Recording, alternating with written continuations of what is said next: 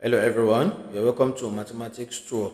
This is paper 2 of Cambridge O-Level Mathematics written in October 2023. I have previously solved the variants 1-1, 1-2 and 2-1 respectively. So this is variant 2-2. If you are seeing this channel for the first time, please kindly subscribe to my YouTube channel by clicking the subscribe button. Also, hit the notification bell to receive notification anytime I upload a new video. Comment, like, and share this video. Let's jump into the first question.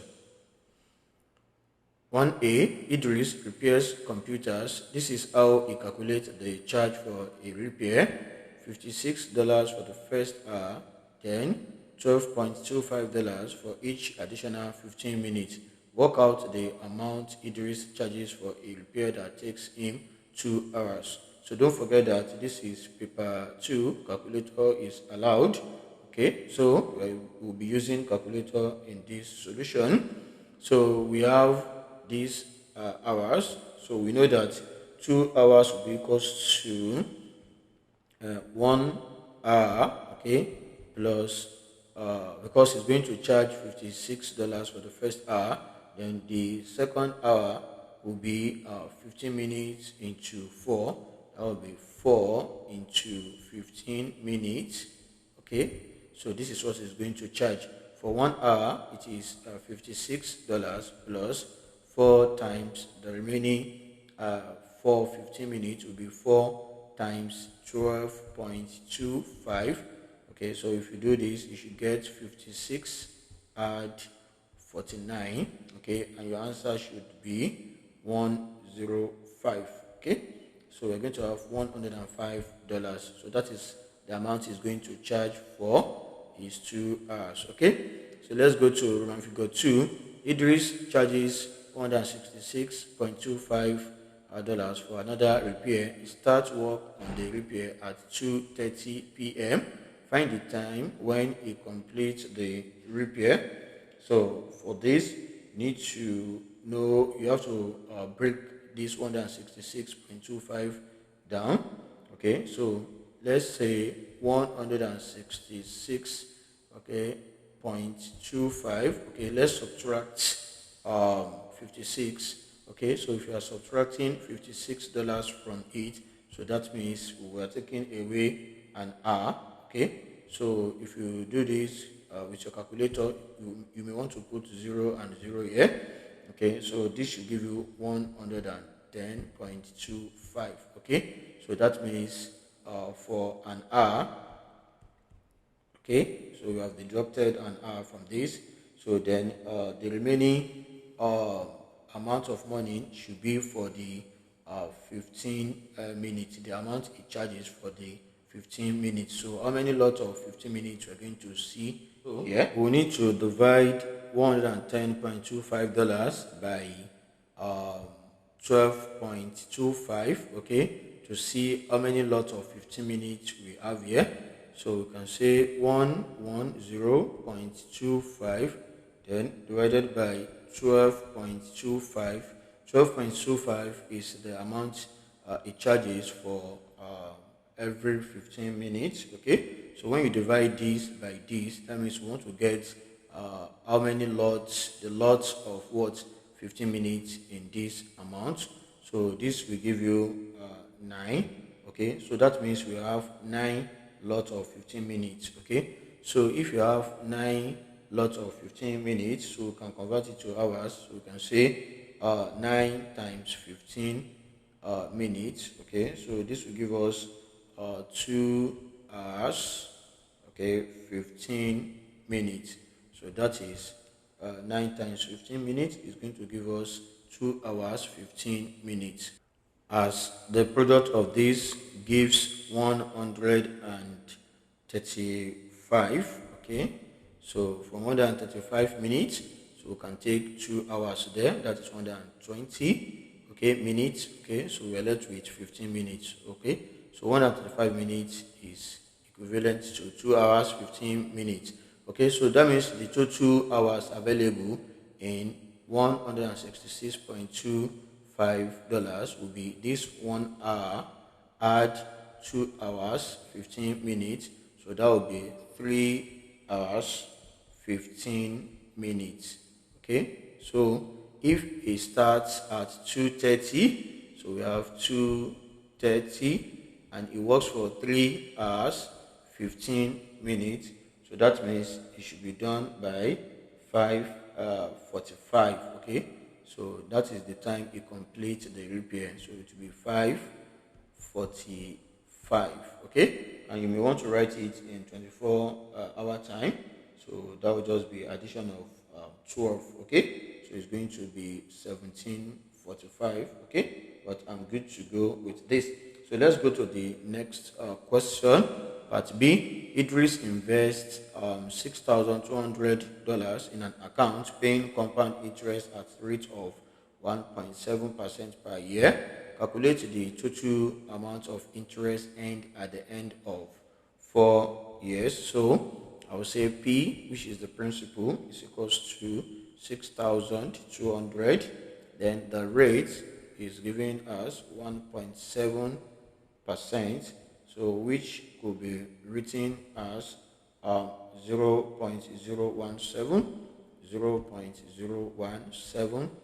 So then we are given the time T to be equals to 4 years. Okay, so we can now use the formula, which is amount is equals to principal into 1 plus R over N to the power of N times T, which is NT. So P is the principal, so A is the amount. Okay, so that is at the end of 4 years what the principal has turned to. Okay, so will be the amount. Then R is the rate, which is 0.017, and N is the number of times the interest is paid in a year. Of course, in this case, N will be equals to 1. Then T is the years, which is 4. So let's key in the parameters here. So the amount will be equals to the principal 6200 into 1 plus R is 0.017 over N is equals to 1. Interest is paid once in a year. Then N2 will be 4 times 1, which is 4. Okay, so you have a calculator. So if you do this, so you should get the amount to be equals to 6632.47. Okay, so you need to add these two together to get 1.017. Then from there, you can now raise the answer to the power of 4. Then the answer you get there, you multiply it by 6,200. So it's pretty easy. When you make use of your calculator, you have to save time. Then now we know that amount is equals to the principal plus the interest. Okay, so now to get the interest, so you have to make I the subject of the formula.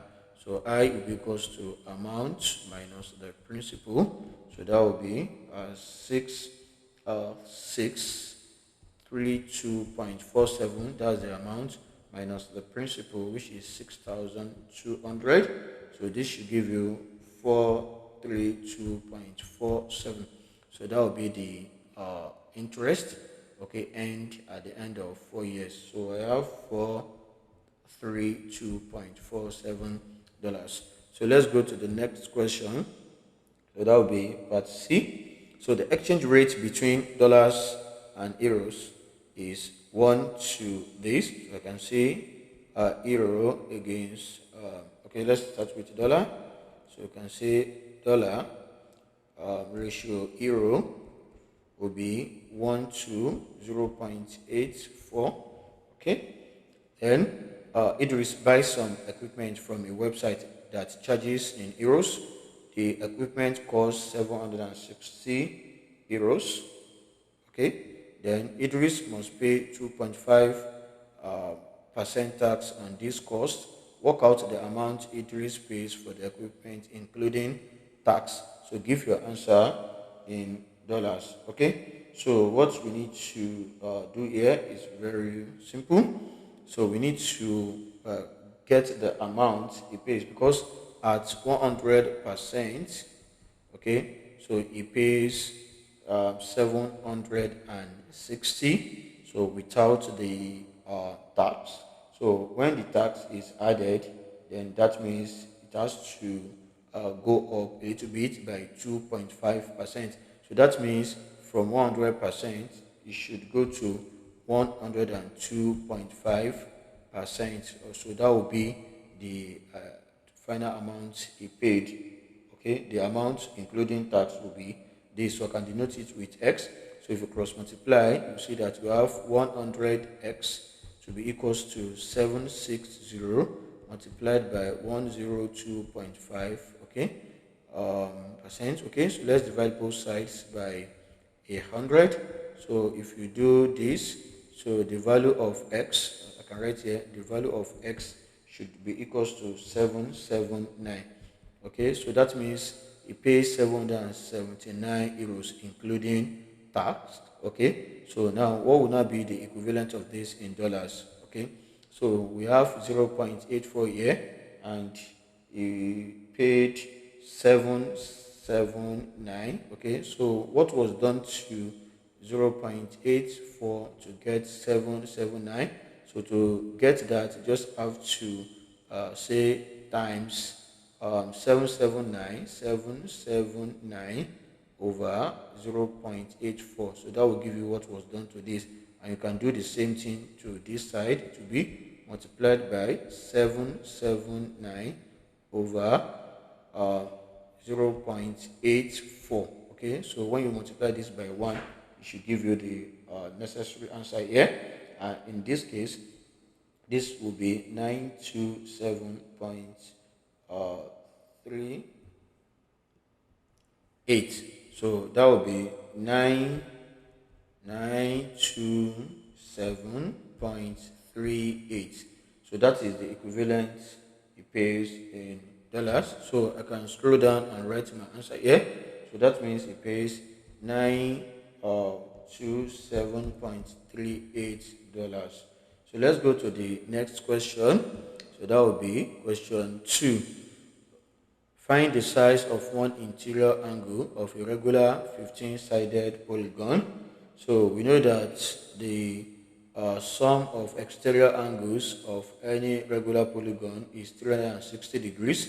So one exterior angle equals to 360 divided by the number of sides.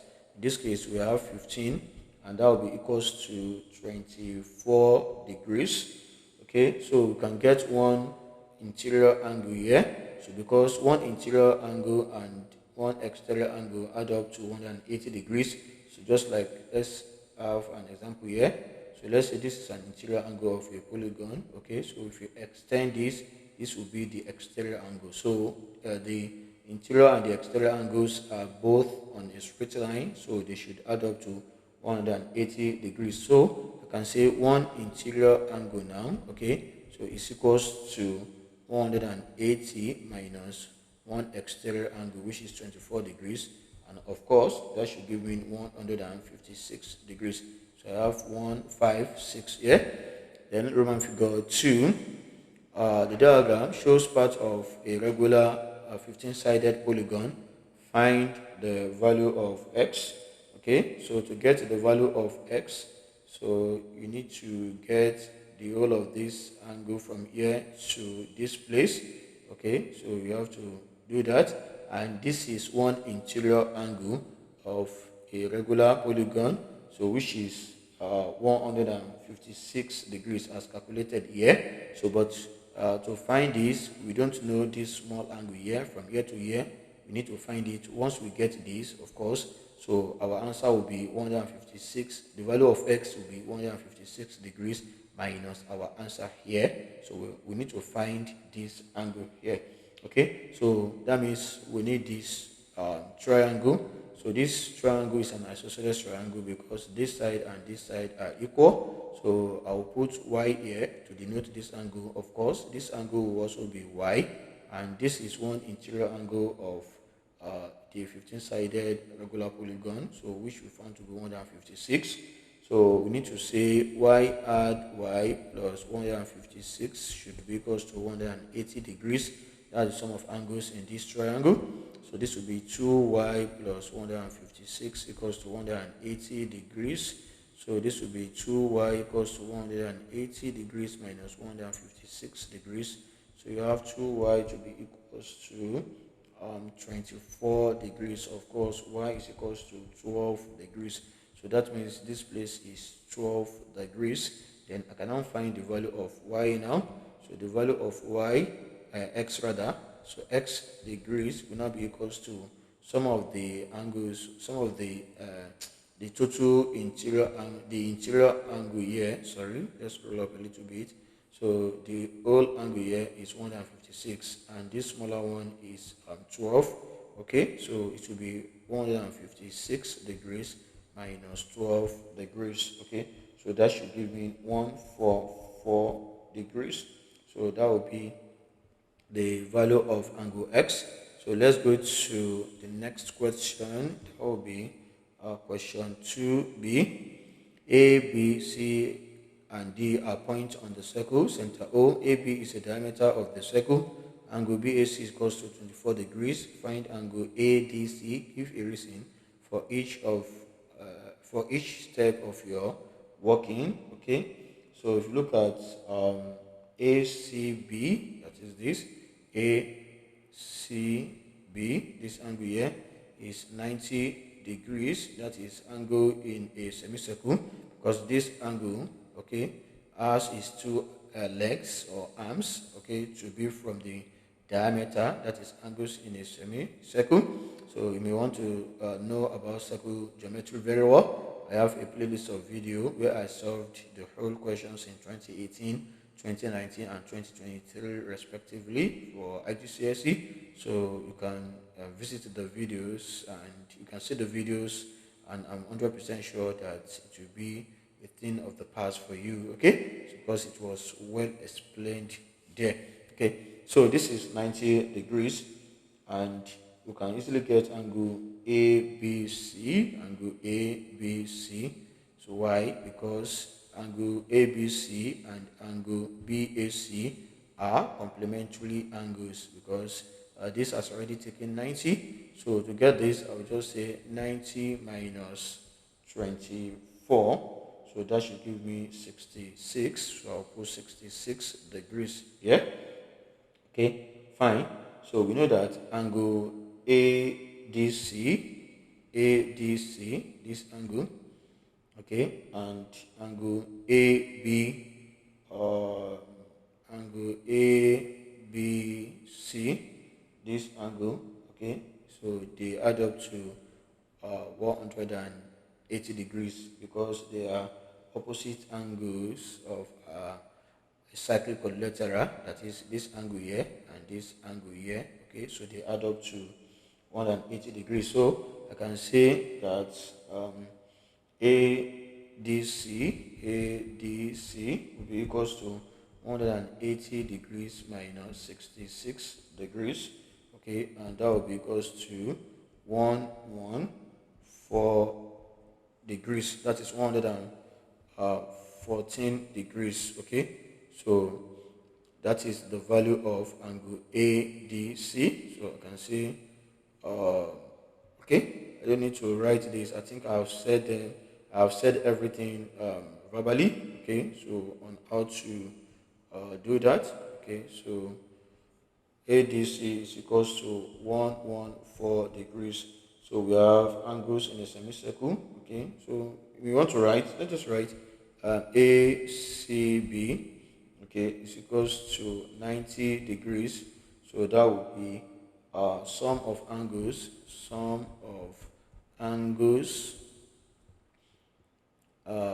sorry, that is angles in a semicircle rather. So let's remove this. That is angles in a semicircle. Okay, then we also said that ABC, okay, is equals to 90 minus 24. Okay, so that is complementary angles. So complementary angles. Okay, so I've said everything verbally. Okay, so and you can say that the third one A D C plus I think let's see A B C, okay, plus ABC equals 180 degrees. Okay, so opposite, okay, angles of a cyclic I'm in a hurry, of a cyclic quadrilateral, okay, okay, and then I think that is okay for you. So these are the steps you should write there. Okay, so let's go to the next question. So that will be question 3. Layla asks a group of people what type of exercise they prefer. The results are shown in the pie charts. Roman figure 1, 90 people prefer running. Calculate the total number of people Layla asks.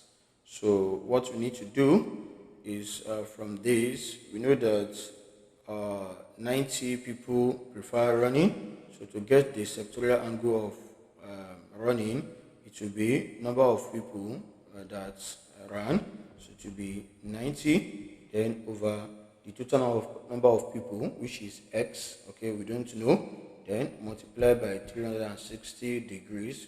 So this should give us 135 degrees. So this is the method you use to calculate the sectorial angles. Okay, so from here you can just multiply this by this, okay, and multiply x by 135, that is, you cross multiply, and finally you can say x equals to 90 by 360 then divided by 135. So this will give you 240. So that means the total number of people Leila asks is 240 people. Okay, Roman figure 2. Work out the fraction of the group who prefer yoga. Write your answer in the simplest form. Okay, so for yoga, what we need to do is the same thing. We need to calculate the number of people here. Okay, then that will be over 240. Okay, and we'll get our fraction. So we need to get the number of people, okay, for yoga, and to do that it's very easy.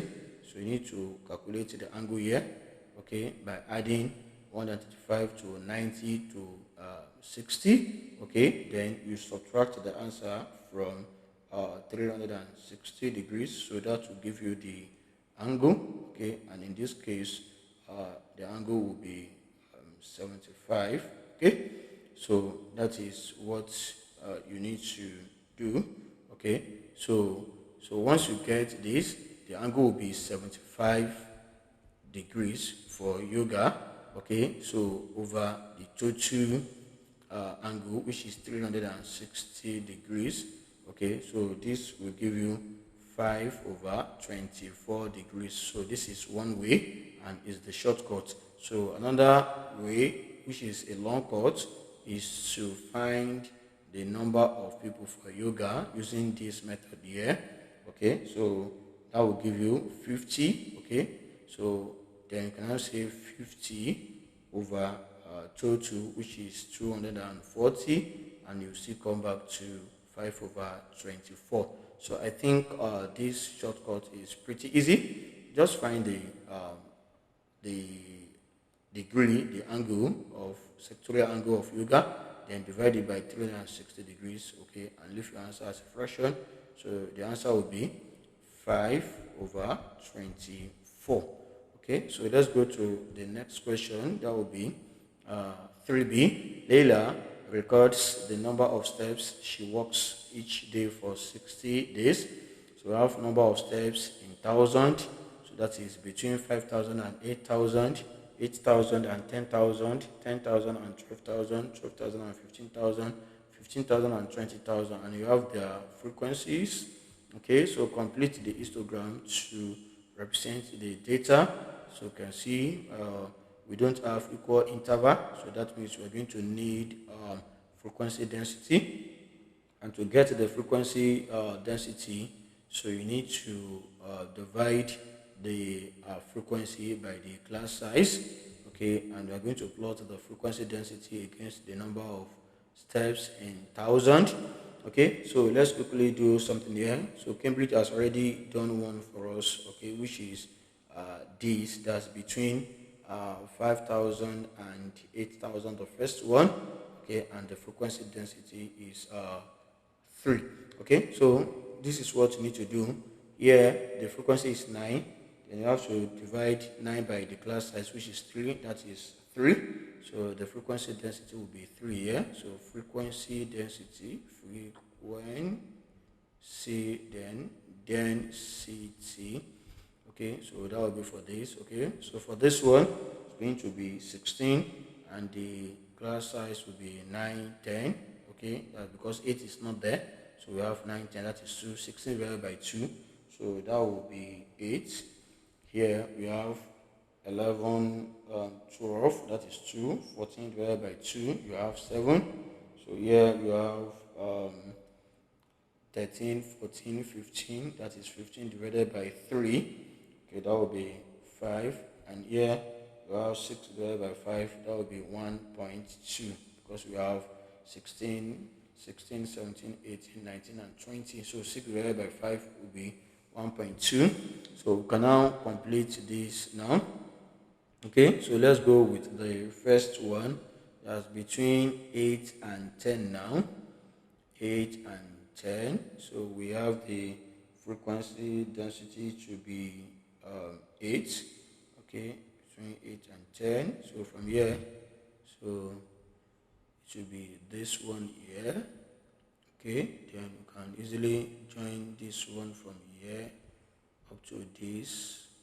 Okay, then let's retake that. Okay, so from here let's go up a little bit.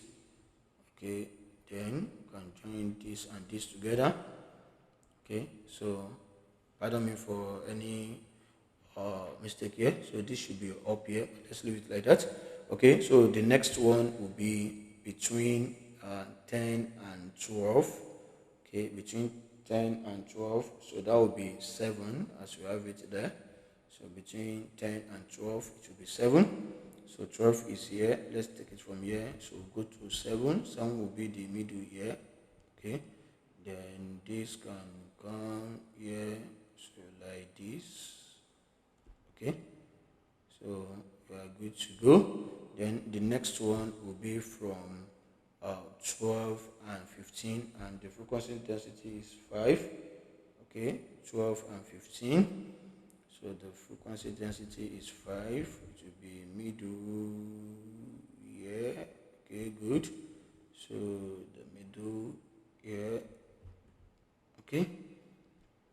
Then another one, which is the last one, will be from 15 to 20. 15 to 20, and it is 1.2. Okay, so the value of a line here, okay, will be 2. Okay, divided by how many lines in between? 10. That is 0.2. That's the value of a line here. So if you have 1.2 now, that will be 6 lines, because 5 lines will give you half, which is 1. Then the 0.2 will be 1 line. Okay, so that means from here 15. So we'll go to the 6th line, which is this. Okay, then we join it from here. The 6th line here will be from here, okay, to this one here. Okay, good. So this is how you complete this. Okay, so let's go to figure 2. Layla has a target of 11,000 steps every day. Find an estimate for the percentage of this 60. So percentage of 60 will be over 60 times 100%. Okay, so that Layla met our target. Okay, so we need to find the numbers that fall within this. Okay, that is from 11,000 and above. Okay, so from here we can use the histogram here. Okay, so that means from here we need from here, okay, then upward. Okay, so for 11,000 it will be between 10 and 12. Okay, that's, we need to find the average of 10 and 12 because 11,000 is here, so we need to find the average. So let's say the frequency, so 10 and 12 is here, so the average of this will be 14 divided by 2. Okay, so that will be 7. So that means you have 7 people here for 11. Okay, then we'll pick this because this is 7 for 11,000 and more than 11,000. She also meets her target here. She meets her target here. So she meets her target at 11,000 here. So that will be at 7. So it will be this. It will be 7. Okay, for the 11,000 plus between this one, I think 12,000 and 15,000. That is 15. Okay, plus 15. Then between 15,000 and 20,000, she also meets her target there. So that should be 6. Okay, that's 7 add 15 add 6. Okay, so if you do this, you should get 46.7%. Okay, 46.7. So that is what you need to do. So you have your calculator, you don't need to waste your time. 7 add 6, that is 13. So 13 add 15, that is 28. So 28 over 60, so times 100%, you can see that it's very close to half of the percentage there. Okay, so let's go to the next question. That will be question 4. Solve 5x plus 6 equals to 3x. So here we just have to rearrange.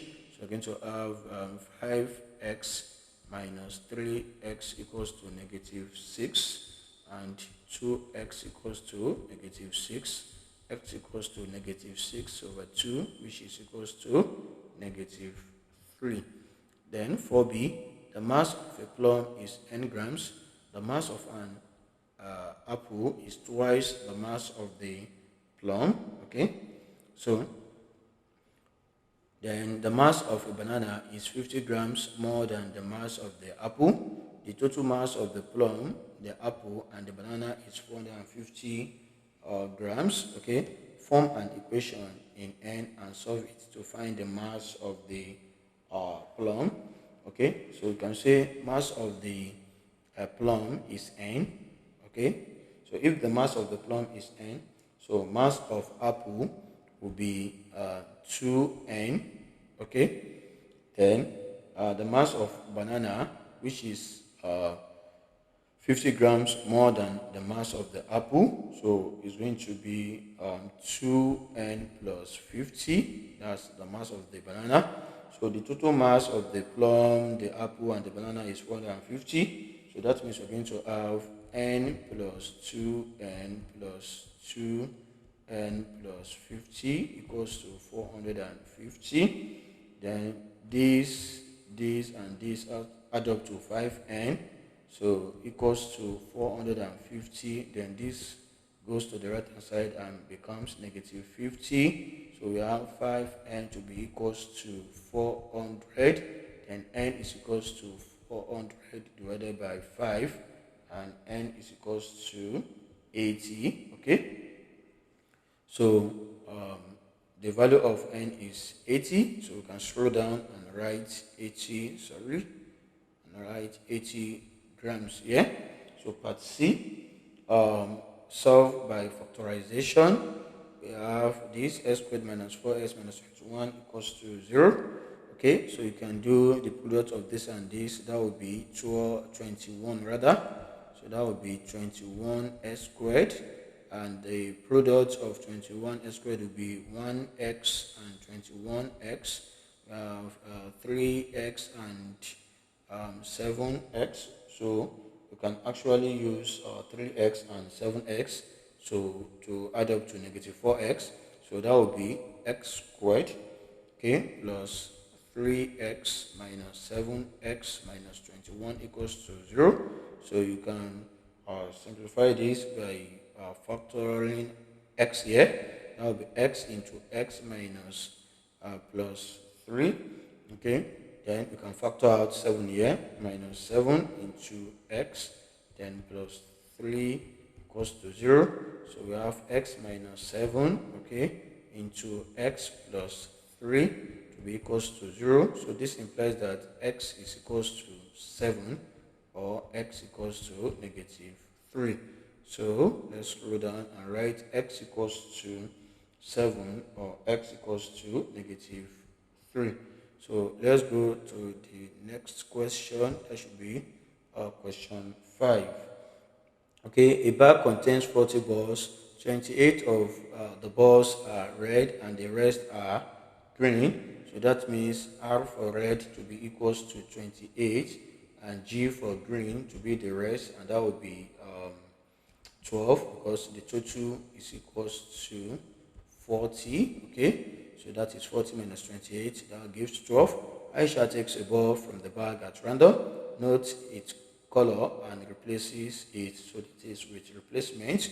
Okay, find the probability that this ball is green. So the probability that it's green to be number of green, which is 12 over 40. So that will be 3 over 10. Okay, that is 4 goes in 12, 3 times 4 goes in 10, 40. So 3 over 10, or you may want to write 0.3. Then Aisha repeats this 200 times. Work out the number of times she expects to take a green ball. So that will be the probability of green ball, which is 3 over 10. Okay, so multiplied by 200. Okay, so that will be 0 cancel 0. That will be 60 times. Okay, so part B. The bag contains 9 blue balls and 7 yellow balls. Sergio takes 2 balls from the bag at random without replacement. Complete the diagram. So if you have for the probability of blue is 9 over 16. Okay, so for yellow it's going to be 1 minus 9 over 16. So that should be 7 over 16. Okay, so this is the first one for blue, and this is the first one for yellow. So for the second one for blue, so it's done without replacement. So that means the total will be short of 1, okay, and it's from blue. So that means the number of blue will reduce to 8 and the total will be 15, of course. So this is correct now. So this to be 1 minus probability of this for yellow, that will be 7 over 15. Okay, so let's go to yellow. So the first one for yellow is 7 over 16. Okay, so if you are picking the second one, so that means the number of yellow will reduce to 6, and that will affect the total. So this will be 6 over 15, okay, for yellow. Okay, and sorry, not here. So for yellow, it will be 6 over 15 here. Okay, and for blue, it remains 9. Okay, so it will be 9 out of 15. Okay, because these two must add up to 1. Okay, so because here we are selecting 1, the second one, okay, and is blue, so the blue remains 9. Okay, because we have selected 1 from yellow, so we are yet to select from blue here, so it will remain 9. So if you select 1, don't forget that we have selected 1 from yellow, so that means we have 15 left. Okay, so that is why blue is now 9 over 15. Okay, so, and this is the second selection from yellow. Okay, it will be this. So these two must add up to 1, just like these two must add up to 1, and these two must also add up to 1. So that is the probability there. Find the probability that the two balls are the same color. So that will be probability of blue and blue, or okay, probability of what, yellow and yellow. So we have the probability there. So blue, it will be 9 over 16 times 8 over 15. So it will be 9 over 16 times 8 over 15, or means addition plus. So for yellow, it will be 7 over 16 times 6 over 15. So 7 over 16 times 15, times 6 over 15. Okay, so if you do this, put this into your calculator, so you should get your answer straight away as 19 over 40, or as a decimal number to be 0.475. Okay, so that is how to solve that question. So let's go to the next question. That will be question 6. Complete the table for y equals to 4 to the power of x over 10. We have the values of x, and you just have to find the value of y when x equals to 0. So you can input this into your calculator, then you pass in x equals to 0. Okay, then you should get the corresponding value of y. So that should be 0.1. Okay, so that's pretty easy, although you can do it manually. So 4 to the power of 0 will be 1. Okay, so then you have 1 over 10, which is 0.1. Okay, Roman figure 2, draw the graph of y equals to 4 to the power of x over 10 for this range of x. Okay, so let's see. The first one is when x equals to 0, y is equals to 0.1. Okay, so the value of a line is 0.1 here. Okay, and you already have the values for x. Okay, so when x equals to 0, y is equals to 0.1, so you're going to have a point here. So when x equals to 0.5, so x is equals to 0.2, that will be 2 lines, so somewhere here. Okay, so when x is equals to 1, y is equals to 0.4, so that will be 4 lines, 1, 2, 3, 4, so it will be this. When x is equals to 1.5, so y is equals to 0.8, so the 8th one here. When x is equals to 2, y is equals to 1.6, so that will be 1. So then 6 lines, it will be up here. Okay, so when x equals to 2.5, y is equals to 3.2. So 3 will be here, 0.1, 0.2 will be up here.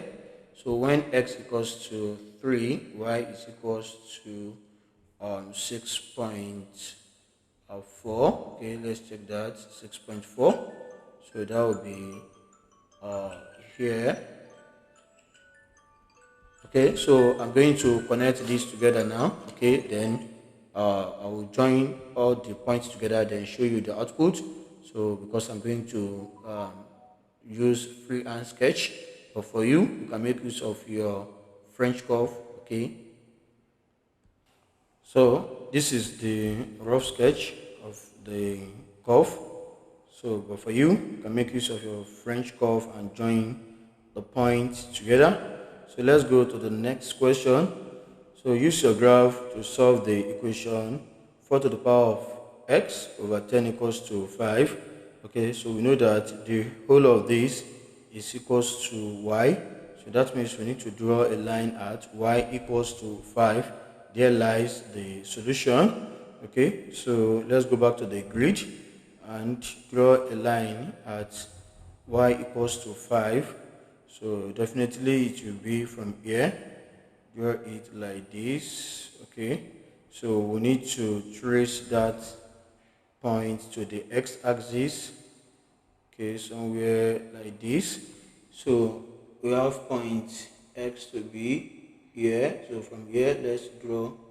Okay, not that. So let's redraw the line.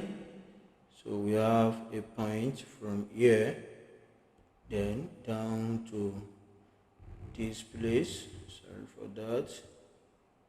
Okay, somewhere around here. So we need to calculate the value of that x at that point. So this is 2.5. Okay, so as we know, the value of a line here will be 0.5 divided by 10. That will be 0.05. Okay, so to get the answer easily, so this is 10. 20, 30, 40, 50, and this is 56. So you can easily do 56 multiplied by 0.05. That will give you your answer straight away. 56 times 0.05, that will give you 2.8. So that is the solution at y equals to 5, 2.8. So let's go to, so we can write 2.8 here. So the next question will be, by drawing a tangent, estimate the gradient of y equals to 4 to the power of x over 10 when x equals to 2. So let's draw the tangent. So let's go back to the grid. So if we want to draw the tangent, it should be somewhere around here. So let's take, okay.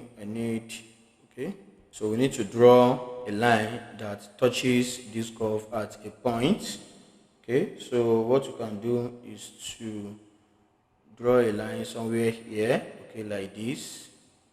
So don't forget that this is a rough sketch. So draw it like this. Okay, and probably, so you may want to extend this line from here. So let's see how it goes. So like this, something like this. Okay, so thereabouts. Okay, so this is the tangent. Let's select 2 points on the tangent. So let's say this point and this point here. So let's connect them together. So from these 2 points, we are going to get the values of x1, x2, y1, and y2. So for this one, let's trace this. This will be the value of our y2 here. Okay, if you trace this point, if you trace it to the y-axis, so it will be here. That will be our y2. And the second one, if you trace it here, so this will be our y1. Also, if you trace this one down to x-axis, so this will be x2. And if you trace the other one to the x-axis as well, so this will be x1. So I can write something here. So x1 will be equals to 1.5. Okay, then y1 is equals to this 0.5.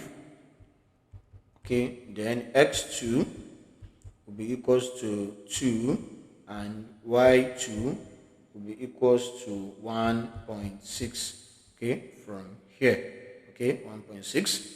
So we cannot use the normal formula. So m, let's denote the gradient by letter m. So it will be equals to y2 minus y1 over x2 minus x1. So let's scroll down a little bit. So if you key in the values, so it will be 1.6 minus 0.5 over x2, that is 2 minus 0.5. So this is what we're going to get. And if you do this, you should get the value of m to be 2.2. So at x equals to 2, the gradient is equals to 2.2. So I think I can go to the previous page. Okay, so it will be 2.2. So part B. Okay, so let's scroll down gently. So this is a sketch of the graph of y equals to s squared plus ax plus b. Find the value of a and the value of b. So at these 2 points, so we have x to be equals to 2 and y is equals to 0 there, and x is equals to 5, so y is also 0 there. So let's pass this into the equation.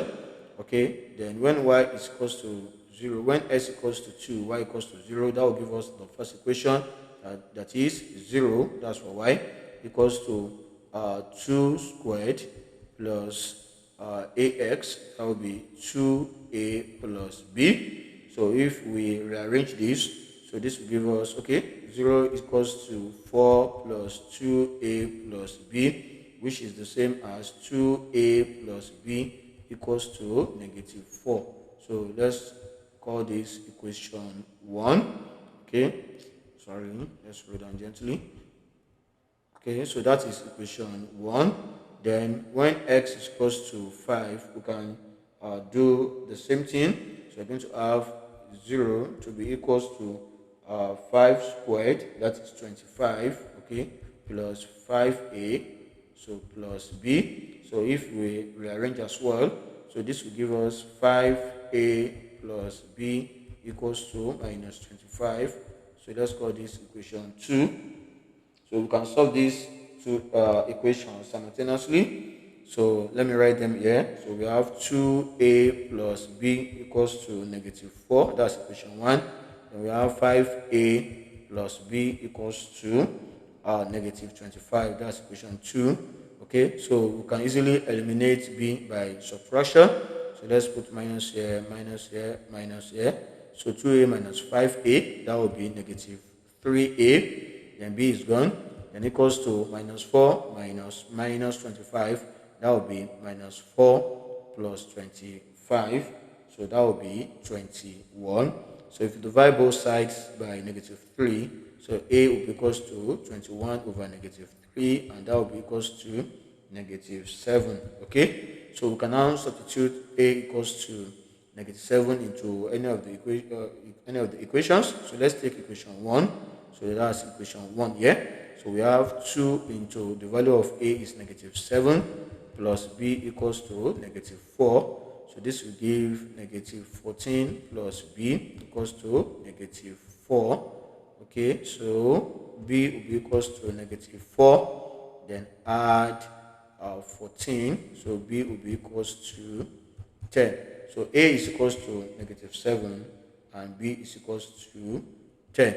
So let's go to the next question. Question 7a. Point A and point B are shown on a centimeter squared grid.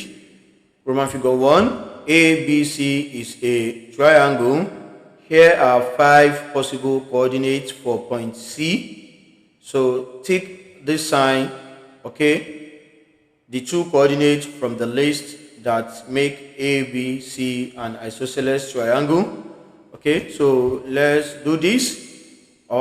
This is not a horizontal line, so we cannot take it as the base like this. Okay, so we'll leave it. So the other 2 options we have is to take this length AB as one of the equal sides of the isosceles triangle.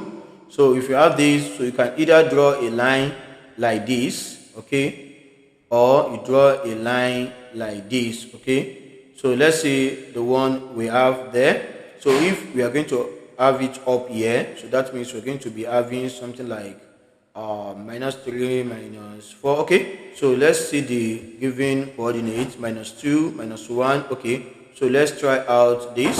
Okay, so I can undo this. Okay, so let's draw it to minus 2 and minus 1. X equals to minus 2 and y is equals to minus 1 here. Okay, so if you look at it now, so this should be equal to this. Okay, so they should be of the same length. So let's complete this. I can draw this again. So AB and BC are of the same length. Okay, so that is one option. So another option is to take this point B, stretch it to this side. Okay, so if we stretch it to this side, so that means this will serve as the middle. Okay, sorry, excuse me. So if we take point B to be the middle here, okay, so that means from A we have 1, 2, 3, 4, 5. So we have 5 steps here. So if you count 5 steps, 1, 2, 3, 4, 5.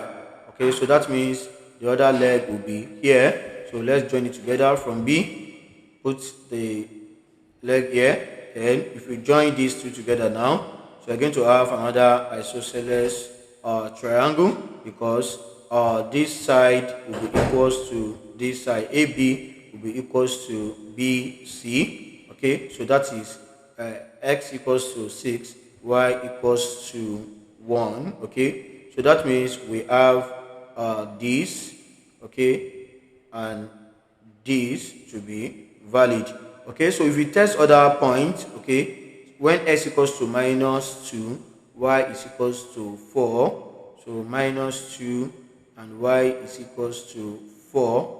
So here, and you see it doesn't make any sense if you connect this to either okay, if you connect this to B and you connect it to A, okay, so this and this will have been the two equal sides, but they are not equal. So you can test the remaining coordinates, okay, but these are the two valid coordinates.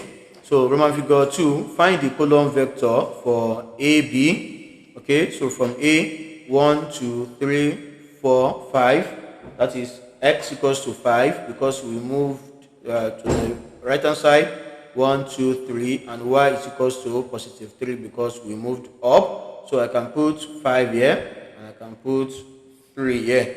So Roman figure 3, A is the midpoint of the line DB. So that means point D will be somewhere around here. So A is the midpoint. Okay. Then find the magnitude of DB. So the magnitude of DB will be easy if we know the coordinates of DB, but unfortunately we don't have D here. But what we can do, we can say that DB is twice AB. So DB, that's right, vector DB is twice AB. So this is vector AB. So I can put 5, 3 here. So this will be equals to 2 times 5, 10, 2 times 3, 6. Okay, so I can now find the magnitude of DB from here. So it will be square root of 10 squared plus 6 squared. Okay, this will give us 100 and this will give us 36. So we have square root of 136. Okay, if you punch your calculator, it will give you 11.7 to 3 significant figures. 11.7 to 3 significant figures. Okay, so that is the solution to that question. So let's go to part B. The equation of the line P is y equals to 4x minus 3. So from this equation, the gradient m is equals to 4, okay, or 4 over 1. Okay, when you compare this with the general equation of a straight line, y is equals to mx plus c. So m is the gradient and is equals to 4 or 4 over 1. So line L is perpendicular to line P. So if line L is perpendicular to line P, so that means the product of the gradient, so we can call this m1. So m2 will be equals to minus 1 over 4 because the two gradients are perpendicular. Okay, so it will be m1 times m2 equals to minus 1. So if you make m2 the subject of formula, so you get minus 1 over 4. So this is the criterion. Okay, so line L passes through the point 6, 4. So I can say x1 is equals to 6. Then y1 is equals to 4. Find the coordinates of the point where the line crosses the x-axis. So for you to get the coordinates of the point where the line L crosses the x-axis, you have to find the equation of the line first. Okay, so let's do this. Using y minus y1 equals to m into x minus x1. So y minus y1 is 4. Then the gradient m is minus 1 over 4 into x minus x1 is 6. Okay, so if we expand this bracket, so that will give us y minus 4 equals to minus 1 over 4x, then plus 6 over 4, so which is the same as y minus 4 equals to minus 1 over 4x plus 2 goes in 6 3 times, 2 goes in 4 2 times. Okay, so I can linearize by multiplying through by the LCM of this 4 and 2, which is 4. So that will be 4 into y minus 4, then equals to 4 into minus 1 over 4x, then plus 4 into 3 over 2. Okay, so I want to linearize everything from here. So 4 times y will be 4y, then 4 times negative 4 minus 16, then equals to 4 will cancel 4 here. We are left with minus 1x, which is the same as minus x. Then 2 here, 1, 2 in 4, 2, 2 times 3, 6. I have positive 6 here. So if I want to rearrange very well, so let's transfer this to the other side. So we have 4y to be equals to minus x plus 6, then plus 16. Okay, so that will be 4y equals to minus x plus 6 add 16. That will be 22. Then finally, let's divide through by 4. So divide this by 4, this by 4, and this by 4. So 4 will cancel 4. So we have y to be equals to minus 1 over 4x, okay, plus 2 goes in 4, 2 times, 2 goes in 22, 11 times, so 11 over 2. Okay, so this is the equation of line L. Okay, so to get the coordinates of the point where line L crosses the x-axis, so that means we need to set y to be equals to 0. So for line L to cross the x-axis, that means y is equals to 0 at that point. Okay, so if y is equals to 0, then we'll be left with minus 1 over 4x plus 11 over 22. So for this, we can rearrange as well, or you linearize as well by multiplying through by 4. So that will be 4 times 0, that will be 0, equals to 4 times minus 1 over 4. So, okay, let me just write it here. So 4 times this, 4 times this, and 4 times this. So this remains 0. 4 will cancel 4 here. We are left with minus x.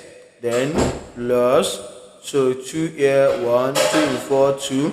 We have plus 22. Okay, so if we rearrange, so we have x will be equals to 22. So the coordinates will be x equals to 22 and y equals to 0 will be the point where line L crosses the x-axis. So let's go to the next question. That will be question 8. The diagram shows a small rectangle inside a large rectangle. The height of the large rectangle is x centimeters. The length of the large rectangle is 4 times its height. Okay, so I think we can start to denote some things from here. The height of the large rectangle is x centimeters. So I can say h, okay, subscript L for the large rectangle is equals to x. Then the length of the large rectangle is 4 times its height. So that means the L, now the length, will be equals to 4x. Okay, that's the length of the large rectangle. So the width of the shaded border is 3 centimeters, as you can see from here. So the area of the small rectangle is 80 centimeter squared. Okay, so form an equation in x and show that it simplifies to 2x squared minus 5x minus 22 equals to 0. So we want to show that the area of the small rectangle, okay, can be expressed like this. Okay, so let's start with the length of the small rectangle. Okay, so the length of the small rectangle, which is this now, from here, okay, let's put a sign here, from here to here will be the length of the small rectangle. Okay, so we can get it from the length of the large rectangle. So the length of the large rectangle is 4x. Okay, so now we are taking out 3. We are going to remove 3 from here. We are going to remove 3 from here. Okay, so that will give us the length of the small rectangle. So the length of the small rectangle will be equals to 4x. Okay, we'll take 3 from here, we take 3 from here, and that means we are taking 6. So the length of the small rectangle will be 4x minus 6. Okay, then the height of the small rectangle will be from here to this place. Okay, and the height of the large rectangle is already x as given here. So we know that from here to here is 3, and also from here, okay, to this place is also 3. So that means the height will also be x minus 6.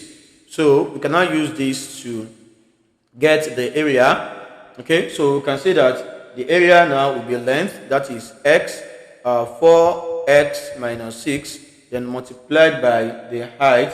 Okay, that's the, okay, multiplied by x minus 6. Okay, so this should be equals to 80 centimeters squared. So 4x times x will give us 4x squared, then minus 24x times 6 minus 24x, then minus 6x, then plus 36. Okay, so we can equals to 80. So we can simplify this. So this will be 4x squared. This and this will give us minus 30x, then equals to 80, then minus 36. Okay, so we can do this here. So another thing we can do is to reduce them as 2. Okay, let's do this. So this will be 4x squared minus 30x, okay, equals to 80 minus 36. Okay, so that will be 44. So I was thinking of bringing 80 to the left hand side. Okay, since we want to write it like this. Okay, but no troubles, I can always bring it back. Okay, so 2 can go. So let's divide through by 2. 4x squared divided by 2, it will be 2x squared. So minus 30x divided by 2 will be minus 15x, equals to 22. So I can now bring this here. It will be 2x squared minus 15x minus 22 equals to 0. So we have shown that they are equal. Then part B, solve the equation 2x squared minus 15x minus 22 equals to 0. Show your working and give your answer correct to 2 decimal places. So if you compare this with the general equation of a straight line, that is ax squared plus bx plus c equals to 0. So you see that a is equals to 2, b is equals to negative 15, and c is equals to negative 22. So using the formula x equals to, that is the quadratic formula, minus b plus or minus square root of b squared minus 4ac, everything over 2a. So let's key in the values. You have x equals to minus 15 plus or minus square root of b squared, that's minus 15 squared, minus 4 into a, that's 2 into c, minus 22. Okay, so everything over 2 into a, that is 2 into 2, that is 4. Okay, so we can simplify this. Okay, let's divide this into 2. Okay, so this will be x equals to plus 15, as these two signs combine together to become positive. Then this will be plus or minus square root of, so if you punch this into your calculator, negative 15 squared will be 225.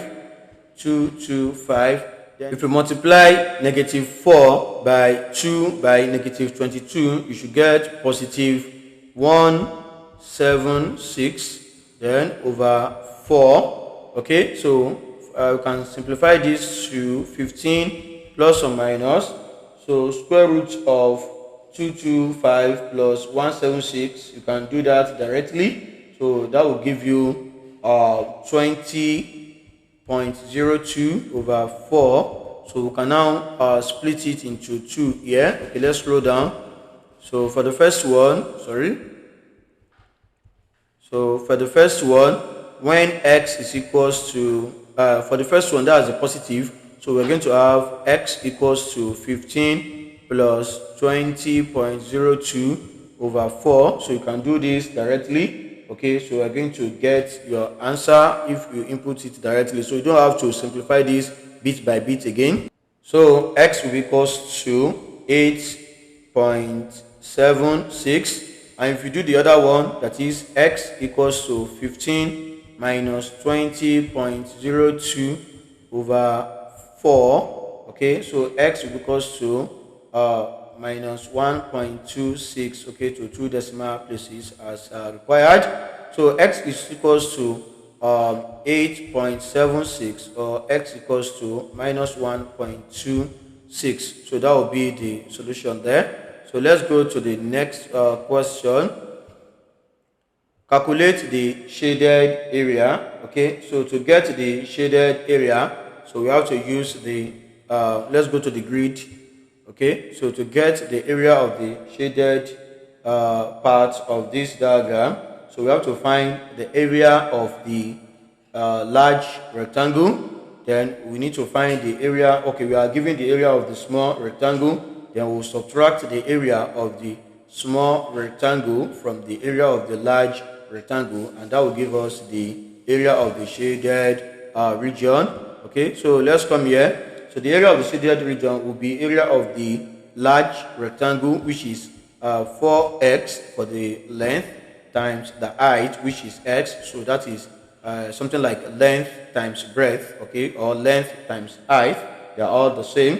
Then minus the area of the small circle, which is given as 80 centimeters squared.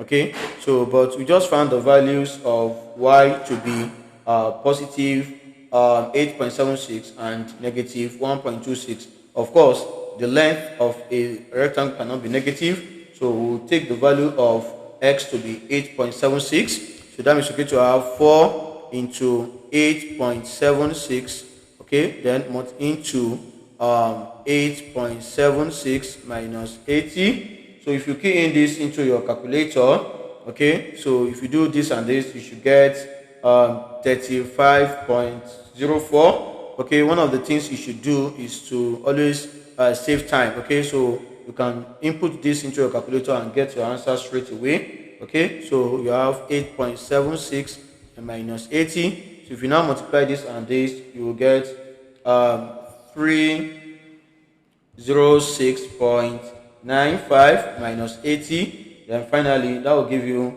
267, approximately 267. So 3 significant figures. So it will be 267 centimeter squared. So let's go to the next question. That will be question 9a. Okay, we have this diagram. ABCD is a rectangular field. C is due south of A. AB is equals to 450 meters and BC equals to 210 meters. So Roman figure 1, Martha walks at an average speed of 5.2 kilometers per hour. Calculate the time Martha takes to walk once around the perimeter of the field. So calculate the time Martha takes to walk once around the perimeter of the field. Give your answer correct to the nearest minute. Okay, so the first thing we need to do is to calculate the perimeter. Okay, so that's the total distance. So the perimeter will be equals to 2 into bracket 450 add 210. So if you do this, so this will give us 1,320 meters. Okay, but we need to find the time, and the average speed is given as kilometers, right? In kilometers per hour. So we need to convert this to kilometers per hour. So using the acronym, King Henry died by drinking chocolate milk. Okay, so King Henry died by drinking chocolate milk. Okay, so this will be the base where we have the meter, liter, and grams. Okay, So in this case, we want to use meters. So from meter to kilometers, we'll be moving backward 1, 2, 3, 3 times. So that means from here, the decimal point is currently at the front of 0 here. So it will be 1, 2, 3. So that means 1,320 meters will be 1.32 kilometers. So that is the total distance in kilometers. Okay, so I haven't got this, so we can now use the formula average speed. Okay, so average speed will be equals to total distance. Okay, total distance over time taken, that is t. Okay, so if you key in the values now, the average speed is 5.2 equals to the distance is 1.32, and we want to find the time t. So now we can now make t the subject of the formula. So t will be equals to 1.32 over 5.2. So if you do this, so you should get the time to be 0.254 hour. Okay, but we are asked to leave the answer in minutes. Okay, so what we need to do is to multiply by 60. So if you multiply this by 60, so your time should be approximately 15 minutes. Okay, so we have 15 minutes here. Roman figure 2 show that the bearing of D from A is 245 degrees, correct to 3 significant figures. So let's go back to the diagram. Okay, so from here, I may want to do this. Okay, so let's draw this now. We can have a line like this. Okay, so we can have a line like this. Okay, so show the 4 cardinal points. We can do the same thing here. Okay, so yes, it's easier when you do it like this.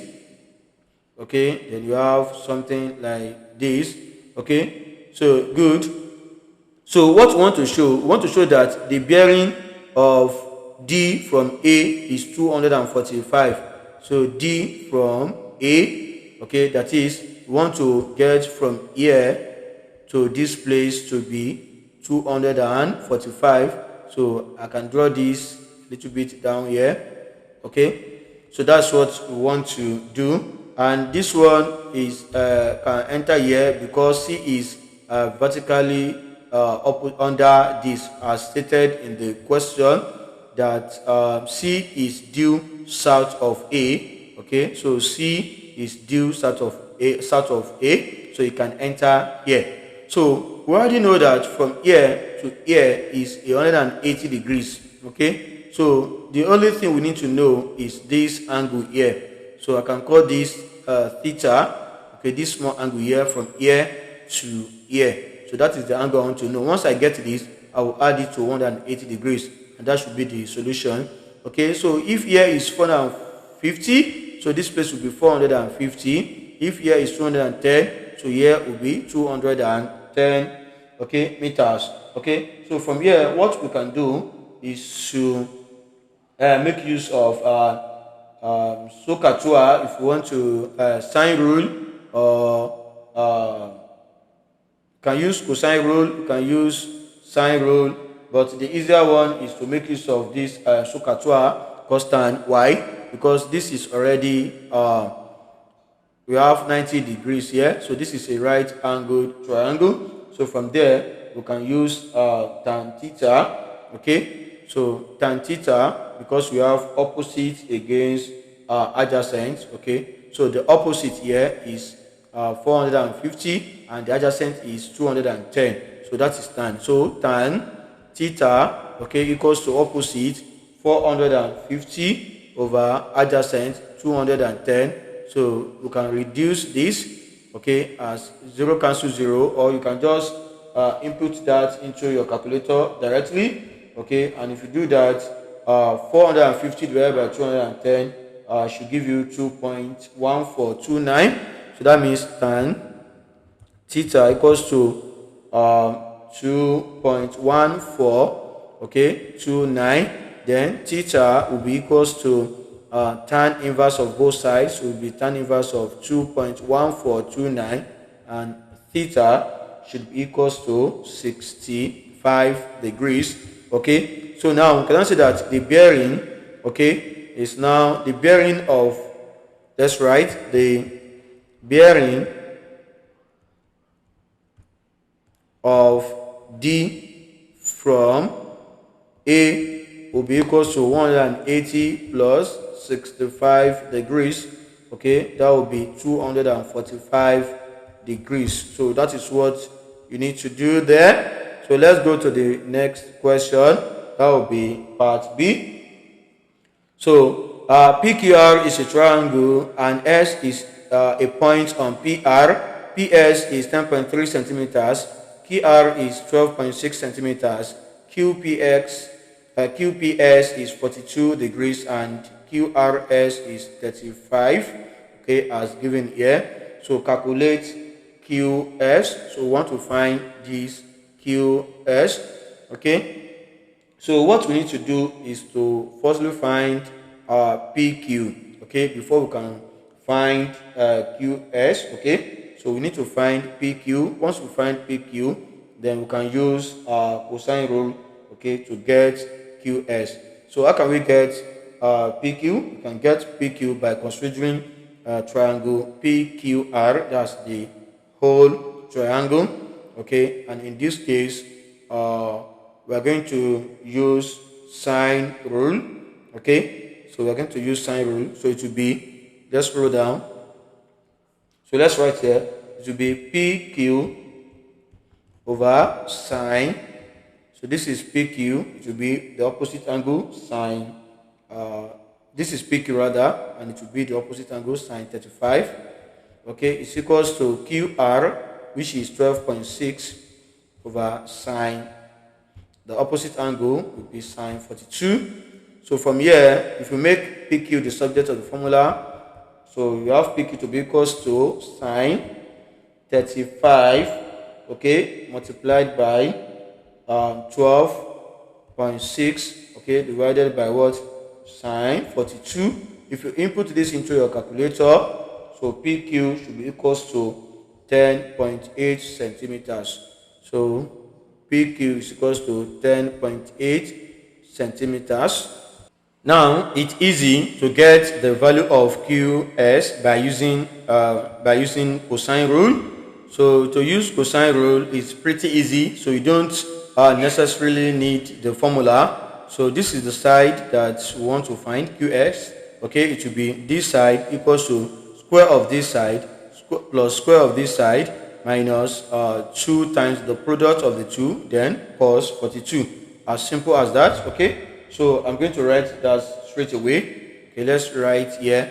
So it will be QS squared. Okay, it will be equals to square of this side, that is 10.3 squared, plus square of that side, that will be 10.8. Okay, then minus 2 into the product of the two, that's 2 into, okay, this is 10.3. Let's write this 10.3.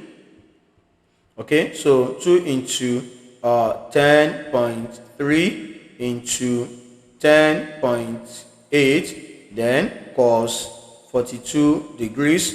So you can even take the square root of both sides, so that QS will be equals to square root of everything you have by the right hand side, that is 10.3 squared plus, okay, I omitted squared here, plus 10.8 squared minus 2 into 10.3 into 10.8 into cos 42.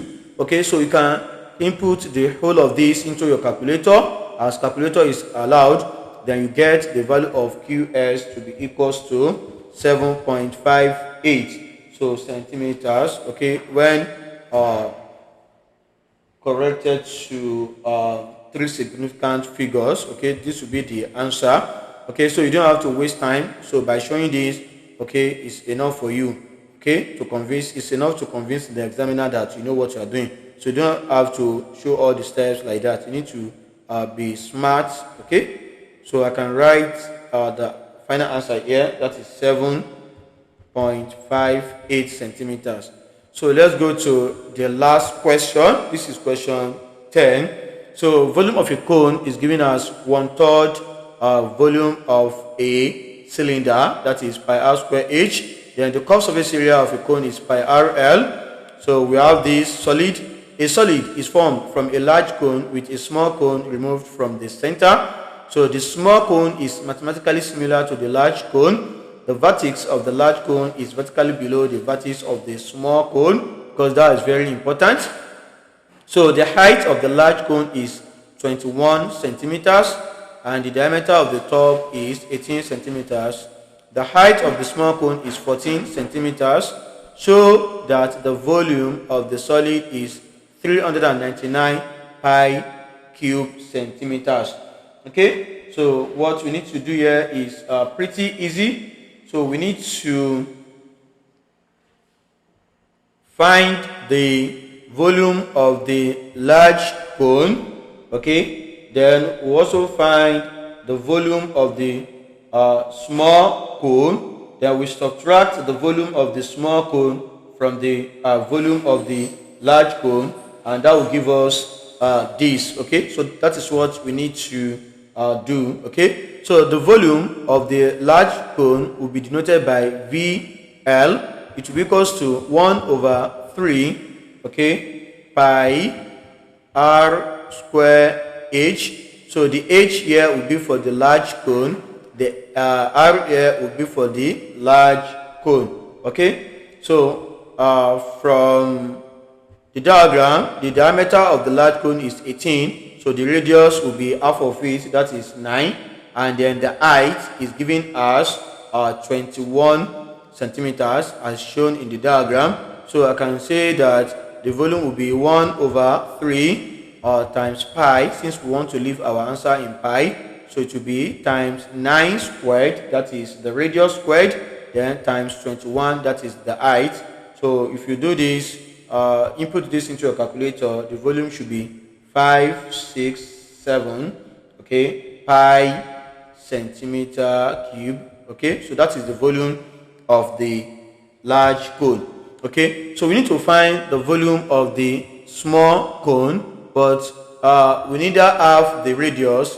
Okay, we don't have the radius, but we have the height of the small cone. So without the radius, it is impossible for us to get it. So this is where we make use of what the concept of similar shapes. Okay, so this is what we'll do. So we say the volume of the small cone, denoted by this, over the volume of the large cone, okay, will be equals to the height of the small cone cube, okay, over the height of the large cone, okay, cubed. Okay, so this is what you will do. This is possible for us because we have two similar shapes, so we can take the scale factor or the cube of the scale factor of the height, okay, and that will be pretty easy. So let's key in the values. So V subscript S, that's the volume of the small cone over volume of the large cone. So we just found that to be 567 pi centimeter cube. Then it's equals to 14 to the power of 3 divided by 21 to the power of 3. So I will not put this the values there because I want to put it in my calculator and get the answer straight away. So if I make V subscript S the subject of the formula, that is the volume of the small cone, so our Vs will be equals to 567 pi, okay, so multiplied by 14 to the power of 3 divided by 21 to the power of 3. So if you do this, okay, the value of the volume of small cone will be 168, okay, pi centimeter cube. Okay, so I haven't got the volume of the large cone and the volume of the small cone. Therefore, we can say the volume of the solid, written like this, okay, will be equals to the volume of the large cone, which is 567 pi, minus volume of the small cone, which is 168 pi. Okay, so this will give us the answer, that is 399 pi centimeter cube. So we've shown that the volume of the solid is this as required. So let's go to the next question. Roman figure 2. Calculate the total surface area of the solid. Let's go back to the diagram. So to get the total surface area of the solid, we need to get the total surface area of the cylinder of the large cone. Then we'll get or we need to get the curved surface area of the large cone, curved surface area of the small cone. Then we'll calculate the area of the circular top for the large cone, okay, as well as the area of the circular top for the small cone, and we subtract it. Okay, so we'll calculate the area of the bigger circle, okay, then we'll find the area of the smaller circle. So we subtract the area of the smaller circle, okay, from the area of the bigger circle. So this will give us this. So in a nutshell, or in a simple statement, so the total surface area will be this curved surface area of the large cone plus the curved surface area of the small cone plus the area of this shaded part of this solid, which is the top. Okay, so to get the area of this shaded part, so you have to subtract the area of this small circle from the area of the big circle. So you have to add those three things together, and that will be the answer.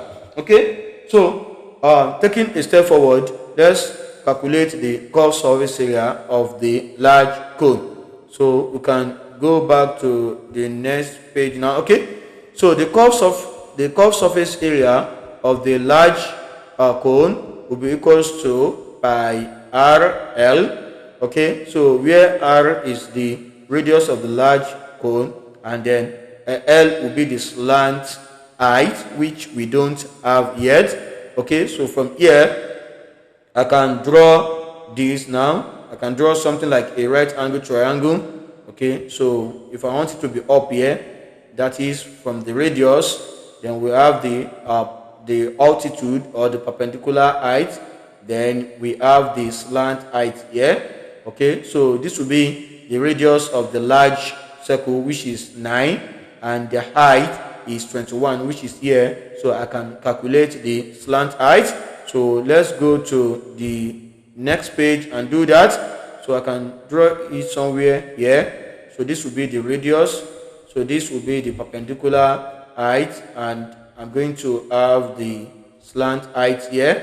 So when you connect this together, so the radius is 9, the height is 21, so L will be the slant height. So using Pythagoras theorem, so L will be equals to square root of 9 squared plus 21 squared. So I've told you, you don't need to waste time showing your workings here. You can easily get your answer straight away when you input this into your calculator, and that will be 22.8 centimeters. 22.8 centimeters.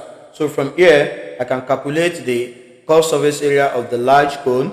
That will be pi, which is 3.14 times the radius of the large cone, which is 9, times the slant height of the large cone, which we just found to be 22.8. So if you input this all this into your calculator, you should get 644 centimeter squared.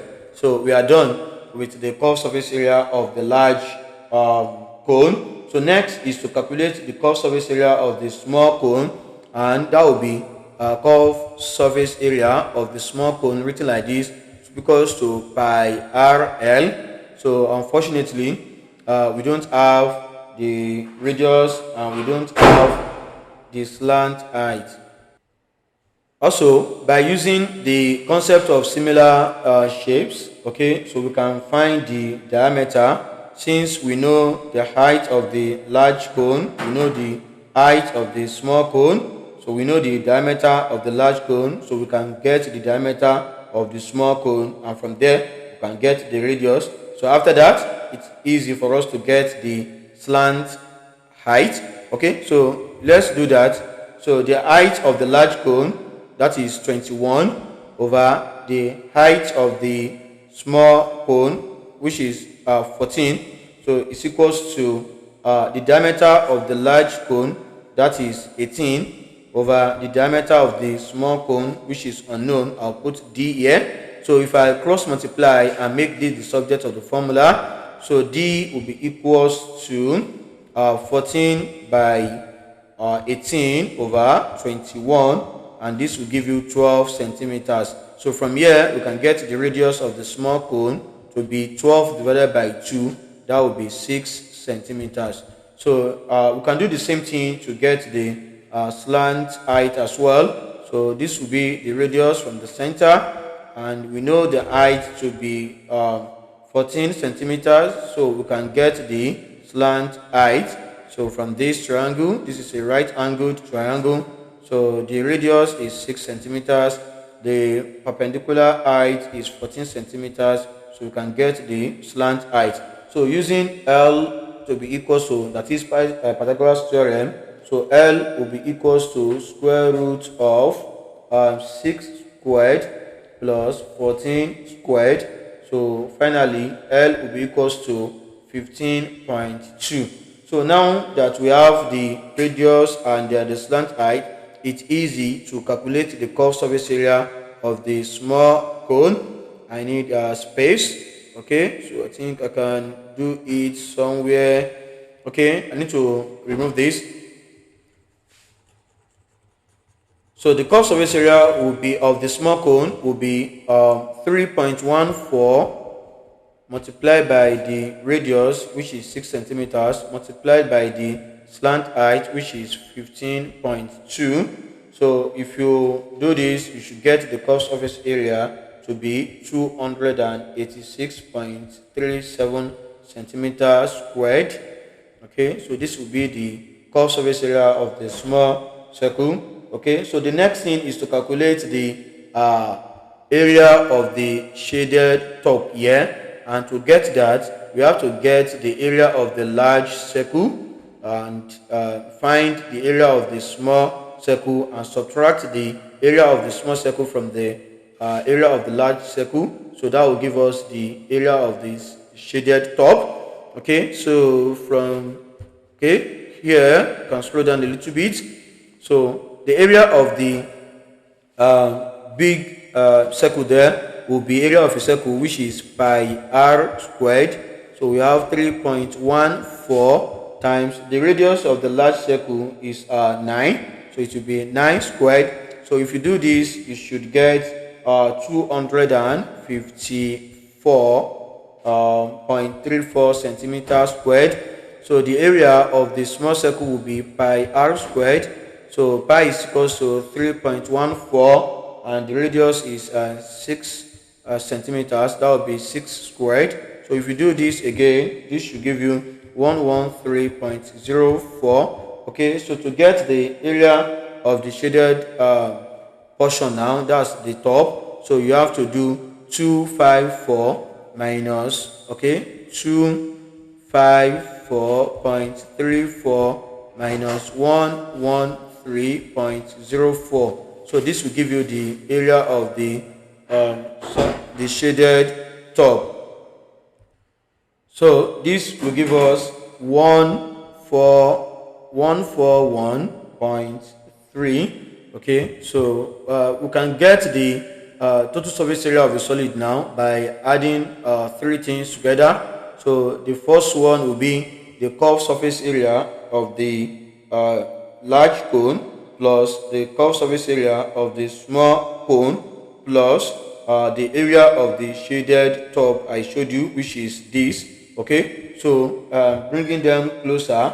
So the curved surface area of the large cone is 644 plus the curved surface area of the small cone is 286.37 plus the area of the shaded top, which is 141.3. If you add this together, okay, and correct to three significant figures, so you should get 1070. So you have 1070 as the total surface area. So part B, the height of a cylinder is 13 centimeters. That is, h is equals to 13 centimeters. Correct to the nearest centimeter. Okay, the radius of the base of the cylinder is 4.5 centimeters. R is equals to 4.5 centimeters. Correct to the nearest 0.1 centimeter. Calculate the upper bound of the volume in centimeter cube of the cylinder. The volume of the cylinder is given as V equals to pi R square H. So we need to get the upper bound of the radius as well as the height. So to do that, let's do this somewhere here. We have the radius to be this side and we have the height to be here. So we don't need to calculate the lower bound of the radius and the height. So the radius is given as 4.5. So the upper bound will be 4.5 plus something. So it is corrected to the nearest 0.1 centimeter. So that something will be 0.1 divided by 2. That will be 0.05. So that is what we're going to add to it, 0.05. And that will be 4.55. That will be the upper bound of the radius. For the height, so the height is given as 13 centimeters. So the upper bound will be 13 plus something. So that something will be half of, okay, the degree of accuracy is 1 to the nearest centimeters. That will be 1. So 1 divided by 2, that will be 0.5. So that something is 0.5 and it will be 13.5. So let's come here and put the values there. So the volume will be equals to, that's the upper bound of the volume will be 3.14 for the pi times the upper bound of the radius, which is 4.55 squared, times the upper bound of the height, which is 13.5. So if you do this and correct to three significant figures, so you should get 878 centimeter cube. So 878 centimeter cube.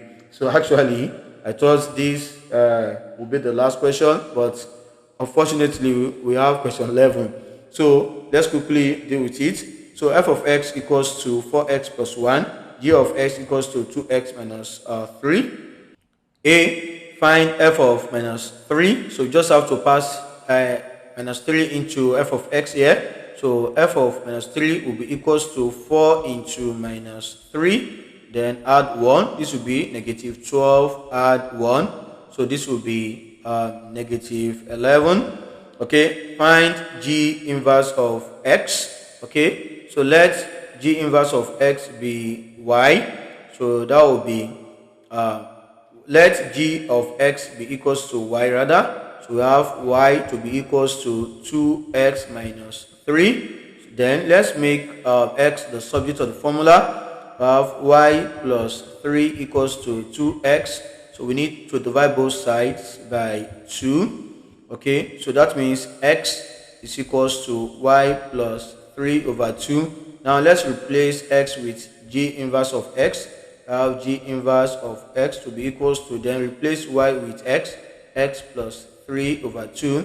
So g inverse will be x plus 3 over 2. Okay. So part C, which is the last one, simplify 2 over f of x plus 1 over g of x. So that will be 2 over f of x is, let's scroll up, f of x equals to 4x plus 1. We have 4x plus 1 over g of x is equals to 2x minus 3. 2x minus 3. Okay, so the best thing is to find the LCM of these denominators and it will be their product. So we can say 4x plus 1. okay, into 2x minus 3. Okay, so this is the LCM of these two. So this denominator divided by 4x plus 1 will give us 2x minus 3 multiplied by 2. So we are going to have 2 into 2x minus 3, then plus this denominator divided by 2x minus 3 will give us 4x plus 1 times 1. That is 1 into 4x plus 1. Alternatively, you can just have the LCM like this. Okay, then cross multiply 2 multiplied by this plus 1 multiplied by this will be your numerator. So let's expand the bracket. So this will give us 4x minus 6 plus 4x plus 1, okay, over 4x plus 1 into 2x minus 3. So this and this add up to 8x. So it will give us 8x. Then this and this add up to negative 5. Okay, then over 4x plus 1 into 2x minus 3. So the final answer will be 8x minus 5 over 4x plus 1 into 2x minus 3. And you may want to expand this to be in quadratic form, no problem. So this will be the final answer. Okay, so thank you for following through. This is the last variant, okay, in the Cambridge O-Level examination written in October 2023. So until we meet again in May, June. So stay cool, be happy, and have your fingers crossed.